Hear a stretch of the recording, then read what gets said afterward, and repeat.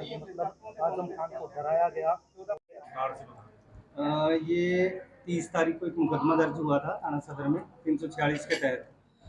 जो मृतक है इसके पिताजी ने मुकदमा दर्ज करवाया था कि 29 तारीख को उसका लड़का जो आजम है वो गायब हुआ है घर से, और जो उन्होंने हर जगह ढूंढा नहीं मिला। तो 2 तारीख को उसकी डेड बॉडी गांव में ही जोहड़ में जो सीढ़ियाँ सी बनी हुई हैं उनसे मिल गई थी, और उसके बाद 302 में ये मुकदमा हमने कन्वर्ट कर दिया था।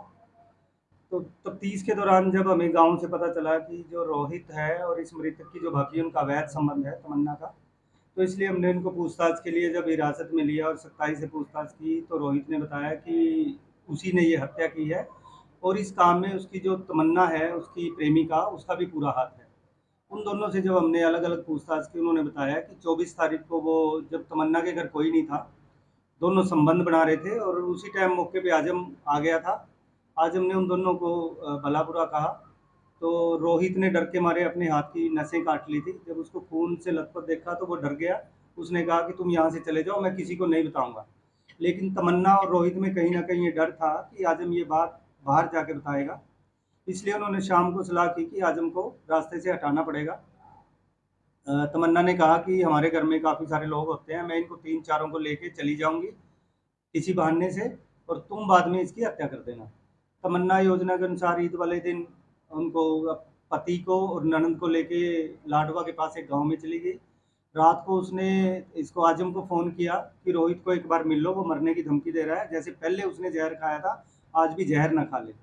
आजम उससे बात करने के लिए जब गया तो उसने काफ़ी देर तो बातचीत की और बाद में मौका देख के उसकी हत्या कर दी। सर कितने लोग थे सर इस मामले के अंदर, हत्याकांड के अंदर? ये दोनों प्रेमी प्रेमिका दोनों इसमें है।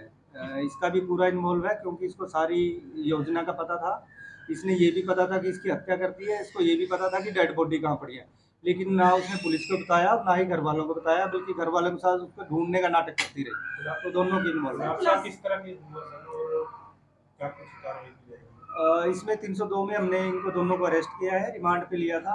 वो चाकू हमने बरामद कर लिया जिससे इसकी हत्या की थी, वो मोबाइल फ़ोन हमने बरामद कर लिया है, और रोहित ने इसके पति को मारने के लिए भी जहर दिया था कई दिन पहले, वो जहर भी इस लेडी ने बरामद करवा दिया। इसका पति जो गफ्फार था उसको भी मारने की योजना थी। कब से संबंध थे सर इनके करीब 5 साल से संबंध थे। जो इस लेडी ने बताया कि इसकी शादी तो गफ्फार से हुई थी, लेकिन वो सेक्सुअली वीक है, इसलिए उसके पड़ोस में रहने वाले इससे रोहित से संबंध हो गए थे, और वो संबंध इनके लगातार चल रहे थे। पूरे गांव को, पड़ोस को, सभी को पता था, दोनों परिवारों को पता था इन दोनों के अवैध संबंध हैं। शादी करने का भी कोई इनका प्लान था सर? अब जैसे कि इन्होंने हत्या कर दी थी, दूसरे की प्लान थी, और उसके बाद इन दोनों ने शादी कर ली। सर जिस तरह से पुलिस पे दबाव बनाया गया सर इस पूरे मामले को लेकर, आजम की 18 साल। सर जिस तरह से दबाव बनाया गया पूरे प्रशासन के ऊपर और लाश नहीं उठाने की बात कही गई थी, तो इससे और इसका पूरा का पूरा मामला जो है खुलकर सामने आ गया है। तो क्या लगता है आपको? बिल्कुल, क्योंकि था जिस दिन ये डेड बॉडी रिकवर की, पोस्टमार्टम हमने करवाया, तो परिवार वालों ने कहा कि पहले जो इसके हत्यारे हैं उनको गिरफ्तार करो, उसके बाद ही हम डेड बॉडी को उठाएंगे। लेकिन हमने उनको समझाया कि जहां आपने इन्वेस्टिगेशन करवानी है आप उनसे करवाओ, लेकिन थोड़ा टाइम हमें दो, और जो डेड बॉडी है उसका आप संस्कार करो। बॉडी को उसी दिन उन्होंने फिर समझाने से उठा लिया था, और उसका वो दफना दिया था बॉडी को, और बाद में विद इन 2 और 3 डेज हमने इसको सॉल्व भी कर सर दिया। घर में से किसी ने भी बिल्कुल भी किसी पुलिस को इन्फॉर्मेशन नहीं की इस तरह का मामला चल रहा है? क्योंकि ये शक नहीं था, इनकी योजना ही यही थी कि मैं घर से चली जाऊंगी ताकि किसी को शक ना हो, और वो घर से चली गई थी ईद वाले दिन। गफ्फार, उसकी पत्नी तमन्ना और जो उसकी गफ्फार की बहन अफजाना, वो सारे घर से।